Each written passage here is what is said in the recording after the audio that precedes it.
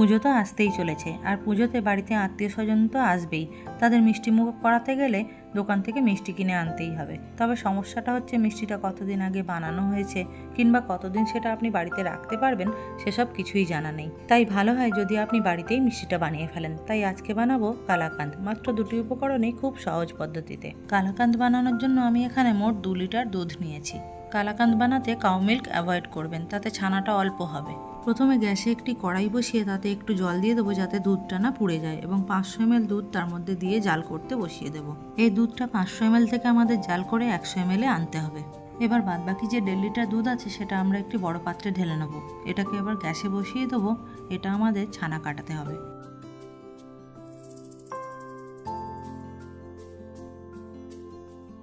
যে দুধটা আমরা জাল করতে বসিয়েছিলাম ওটা আস্তে আস্তে ফুটতে থাক, মাঝে মাঝে আমরা একটু নেড়ে দেবো।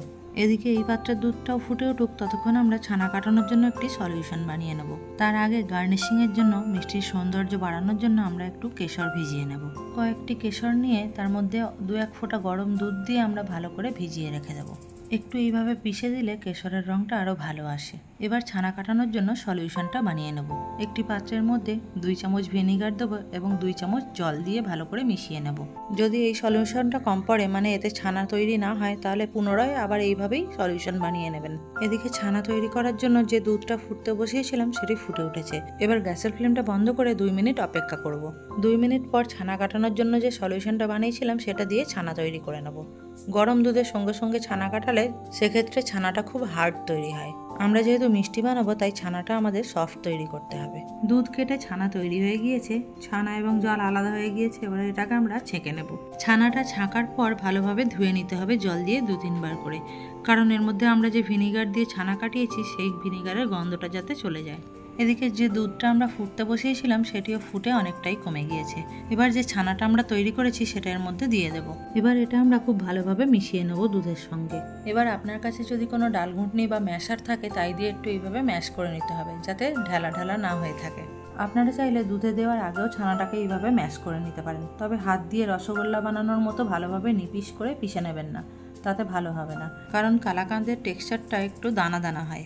এবার এর মধ্যে দিয়ে দেবো এলাচ গুঁড়ো আর দিয়ে দেবো চিনি। চিনিটা যে যেমন মিষ্টি খেতে পছন্দ করেন তেমন হিসাবে দিতে পারেন। এবার হাই ফ্লেমে একে নাড়াচাড়া করে পুরো শুকিয়ে ফেলতে হবে। ততক্ষণ নাড়াচাড়া করতে হবে যতক্ষণ না যে চিনিটা দিয়েছি আমরা সেটা গলে গিয়ে আঠালো চটচটে ভাব চলে আসছে। এই পর্যায়ে এর মধ্যে আমরা দিয়ে দেবো 1 চামচ ঘি। এইভাবে নাড়াচাড়া করতে করতে পুরো রসটা শুকিয়ে গিয়েছে, চিনির দেখুন একটি আটালো ভাব চলে এসছে। এবারে আমরা গরম গরম এটিকে সেট করে ফেলবো। এবারে যে পাত্রে আপনি মিষ্টিটি সেট করবেন সেই পাত্রের মধ্যে আগে থেকে একটু ঘি লাগিয়ে নেবেন ভালোভাবে। এখানে তেল ব্যবহার করবেন না, তাহলে মিষ্টির মধ্যে একটা বাজে স্মেল আসবে।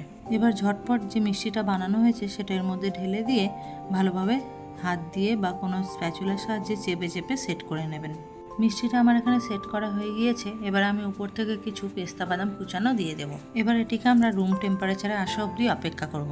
মিষ্টিটা এখানে রুম টেম্পারেচারে চলে এসছে, ভালো মতো সেট হয়ে গিয়েছে, তবে আরও বাকি আছে। একে এখন আমি ফ্রিজের মধ্যে রেখে দেবো 2 থেকে 3 ঘন্টার জন্য। মিষ্টিটা আমাদের খাওয়ার জন্য তৈরি হয়ে গিয়েছে। ফ্রিজ থেকে বের করে নেব, নিয়ে এইভাবে পিস করে নেব। মিষ্টিটা এখানে আমার প্লেটিংও করা হয়ে গিয়েছে। এবারে যে কেশরটা আমরা ভিজিয়ে রেখেছিলাম আগে থেকে সেই কেশরটা দিয়ে এর ওপরে গার্নিশ করে দেবো। স্বাদে তো খুবই ভালো। দেখতে কেমন হয়েছে একবার বলুন তো।